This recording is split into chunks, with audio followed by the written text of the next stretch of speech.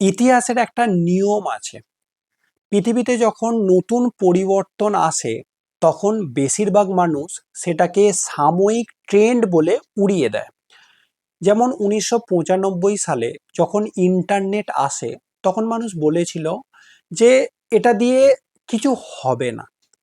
তারপর যখন স্মার্টফোন আসে তখন বেশিরভাগ মানুষ বলেছিল যে এইগুলো হচ্ছে বড়লোকদের শখ।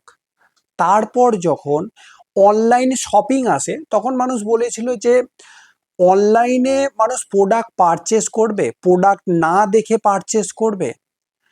তো অনেক মানুষ হেসেছিল, কিন্তু আজকের ডেটে আমরা প্রত্যেকেই কম বেশি অনলাইনে শপিং করি। সেটা জামা কাপড় থেকে শুরু করে, বই থেকে শুরু করে বিভিন্ন প্রোডাক্ট, ইভেন আমরা মেডিসিন পর্যন্ত অনলাইনে পারচেস করছি।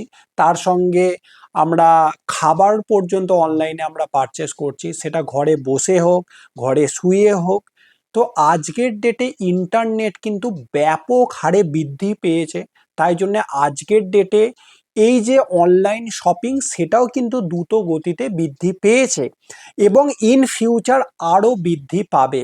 এবং অনলাইন বিজনেস করতে গেলে মাত্র তিনটে জিনিসের রিকোয়ারমেন্ট হয়। সেই তিনটে জিনিস কি কি?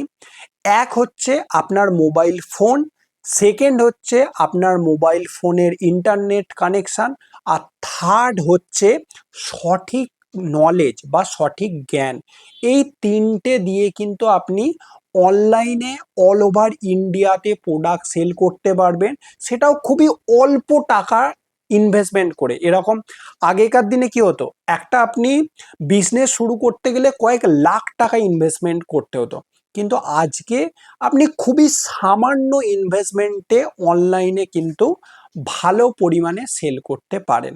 তো আজকের ডেটে অনলাইন ইন্ডাস্ট্রি গ্রোথ সেগমেন্টে আছে এবং ইন ফিউচার আরও গ্রোথ সেগমেন্টে যাবে।